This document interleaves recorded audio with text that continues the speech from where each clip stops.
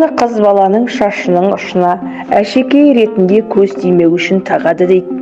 Бұл бір қыры ғана. Шолпының тәрбиелік мәні өте зор. Шолпы тағып жүру оңай емес. Шолпының салмағының өзі 2,5-3 келіге дейін барады. Оны көтеріп жүруге үйрену біраз уақыт алады. Қыз бала шолпының тиындарын сыңғырлатпай жүруі тиіс. Себебі қыз бала шолпысын сыңғырлатып қойса, оны көрген адам тәрбиесіз деп есептеген. Сол себептен қыз бала сыңғырлатпау үшін бойын, омыртқасын тік ұстаған.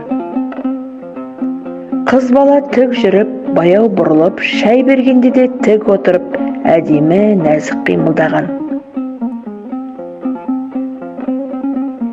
Қазақтың даналығы соншалықты керемет.